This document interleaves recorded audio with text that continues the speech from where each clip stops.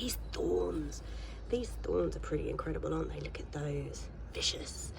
Hi guys, and welcome back to Pumpkins Etc. Gardening with me, Kate.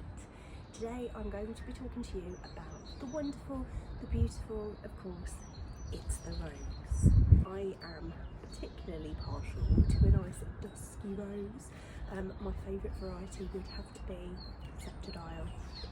No question, the David Austin Septodile rose is just this musky, cut, just a gorgeous dusky rose, so check that one out. But why? Why are we pruning them, Kate, I hear you ask? Well, we love them and we want them to thrive. We want them to be beautiful. We want them to just fill our gardens with that joy, that fragrance, that beauty. So what we need to do is just give them a little bit of a helping hand. Now, January and February are the perfect times to get pruning those roses. They're in their dormant phase, so it's absolutely ideal for them.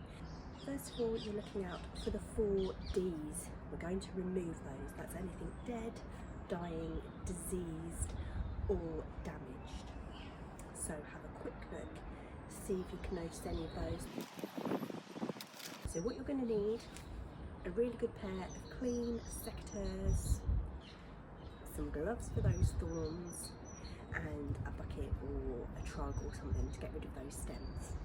Okay. The second thing we're looking for is any of the stems that cross over, because during the season, in the wind, they're going to start rubbing against each other and that's going to cause damage.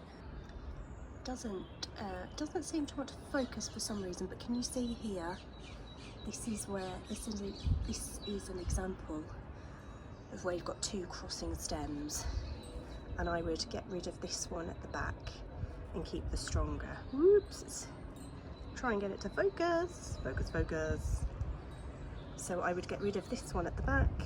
Once you've done that, we're looking for the shape of the rose. So if I just take a step away, hopefully you can see now that all of the top of this shrub rose here is quite spread out.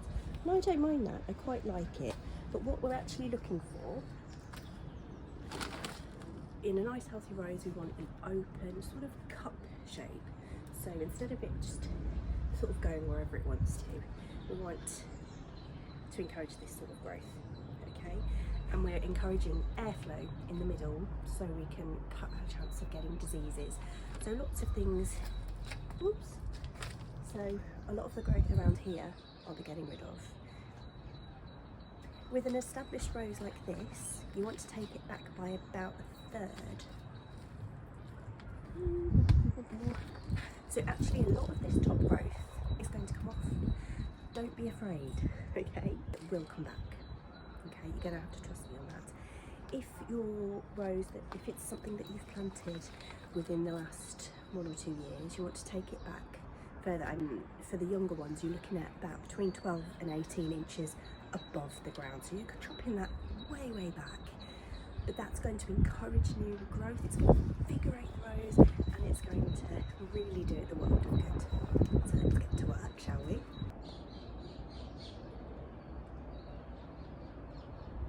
I'm going to be chopping it back to about here. I'm going to be chopping it back to about here. But if these were crossing lower down, if this was lower down where they were crossing, I would be getting rid of this one.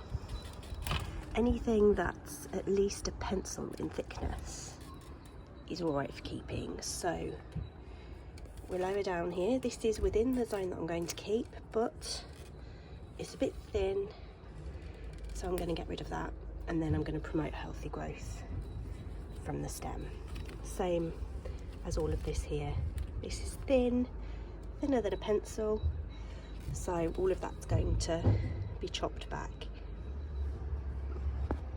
Again here we have crossing stems. Look at these thorns. These thorns are pretty incredible, aren't they? Look at those. Vicious.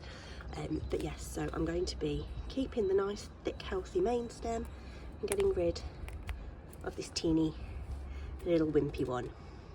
Okay, can you see, I'm trying to get it to focus, can you see just here, if I try and get it to focus, That there is a growth point. That is a growth point. So what I'm going to do is cut at an angle just above that. By doing it at an angle, you're preventing the rain from just sitting on the top and making it rot. So that's good. Any rain that's coming is going to wash straight off that. And there we go. See, we've still got that growth point behind, and that's where we're going to get some lovely new growth from.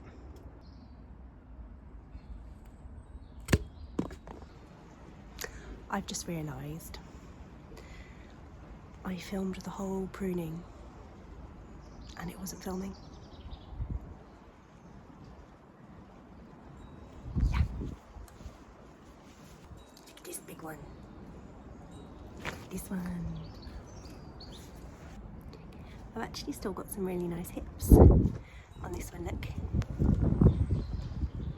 Then something that I use these spiky boys for, I put these as top potters for my bulbs to stop the squirrels getting to them, and so far have had good success.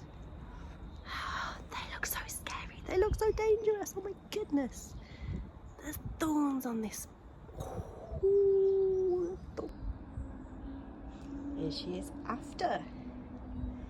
Now it looks drastic, but it's all good. It's for her own benefit. She's going to be so much happier. These ones here look like they're crossing, but actually there's about half a foot between those. So yeah,